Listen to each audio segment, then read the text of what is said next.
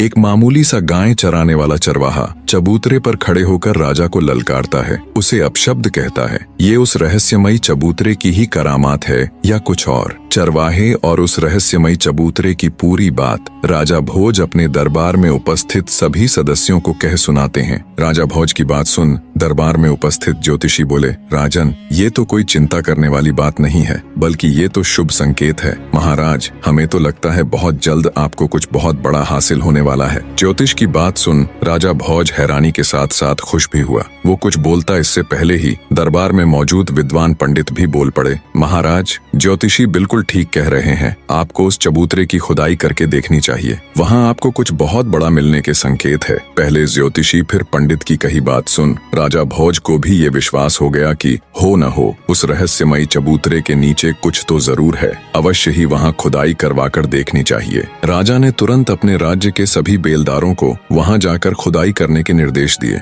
और खुद भी अपने मुख्य सलाहकारों के साथ बड़ी दिलचस्पी लेकर उस चबूतरे के पास पहुँच गया। खुदाई करते करते जब मजदूरों ने मचान वाली जगह को अंदर तक गहरा खोद दिया, तब एक सोने का पाया नजर आया। सोने के पाए को देख राजा भोज की आंखें चमक उठीं। उसने मजदूरों को सख्त हिदायत दी कि अब आगे की खुदाई बड़े ध्यान से की जाए। शीघ्र ही धरती के अंदर मौजूद उस सिंहासन के चारों पाए नजर आने लगे। राजा सहित वहां मौजूद सभी हैरान थे। खुदाई पूरी हुई तो जमीन के अंदर दबा हुआ एक विशालकाय सिंहासन बाहर निकला। राजा के हुक्म पर मजदूरों ने बड़े ध्यान से सिंहासन को बाहर निकाला। बाहर आने पर जब राजा भोज ने उसे देखा तो वो मंत्र मुग्ध सा हो गया। ऐसा कुछ उसने आज से पहले कभी नहीं देखा था। वो विशालकाय सिंहासन जो धूल मिट्टी में सने होने के बावजूद भी अपनी अलग ही छठा बिखेर रहा था। अचंभित से राजा भोज ने मजदूरों को कहकर उस दिव्य सिंहासन को अपने राजमहल में रखवा दिया। राजमहल में स्थापित करने के पश्चात जब अच्छे से सिंहासन की धूल मिट्टी पोंछकर उसे धोया गया तो वो बिल्कुल चमक उठा। उस चमकते हुए सिंहासन को जब राजा भोज ने देखा